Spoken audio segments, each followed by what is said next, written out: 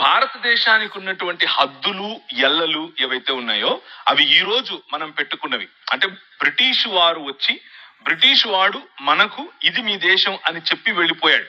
కానీ అంతకుముందు ఇది ఇలా మన దేశం ఇలా ఉండేది కాదు. మన దేశం చిన్న చిన్న రాజ్యాలలో విడిపోయి ఉండేది. ఉదాహరణకు తెలుగునాటనే మనకు కనీసం 4 రాజ్యాలు ఉండేవి.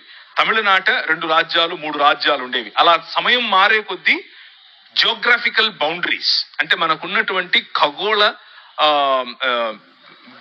కాదు ఈ మన హద్దులు ఏవైతే ఉన్నాయో అవి మారుతూ వచ్చాయి.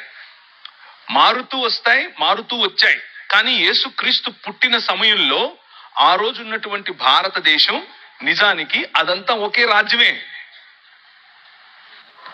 అక్కడ మొదలుకొని ఈ భారతదేశానికి అక్కడ ఉన్నటువంటి దేశానికి లేకపోతే ఇస్రాయేల్ ప్రాంతానికి ఇప్పుడున్నటువంటి సంబంధం కాదు. అప్పుడెప్పుడో దావీదు సమయం నుంచి కూడా నెమళ్ళు, కోతులు, అలాగే మిరియాలు ఇక్కడి నుంచి సుగంధ ద్రవ్యాలు ఇక్కడి నుంచి ఎగుమతి అయ్యేవి.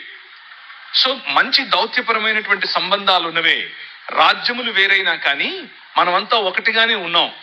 భారతదేశం ఆ రోజుల్లో ఇక్కడి వరకు ఇప్పుడున్నటువంటిదే కాదు. జావా, సమత్రా, థాయిలాండ్, అలాగే మలేషియా, సింగపూర్, అటుపైకి ముందుకెళ్తే మ్యాన్మార్, ఇటు వెళితే ఆఫ్ఘనిస్తాన్, పైన కశ్మీర్ పైన ఉన్నటువంటి కొద్ది ప్రాంతాలు, ఇరాన్ దగ్గరగా ఉన్నటువంటి ప్రాంతాలు, ఇవన్నీ కూడా భారతదేశంలో భాగమే. ఎస్తేరు గ్రంథం రాయబడినప్పుడు భారతదేశం వరకు కూడా ఎస్తేరు యొక్క హస్బెండ్ రాజు భారతదేశం పైన రాజే ఆ రోజుల్లో. సో ఇదంతా కూడా మనం ఏర్పరచుకున్నటువంటి హద్దులు. ఇది భారతదేశం, ఇది వేరే దేశం, ఇది కజాకిస్తాన్, ఇది తుర్క్మెనిస్తాన్.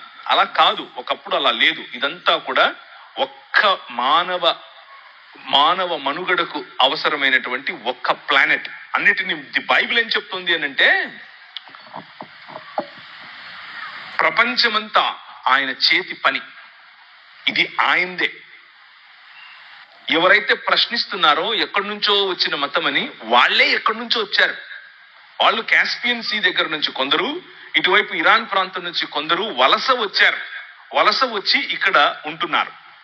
సో ప్రతి ఒక్కరూ ఎక్కడో ఒక చోటు నుంచి వచ్చిన వారే. కొందరు ముందొచ్చారు, కొందరు తర్వాత వచ్చారు.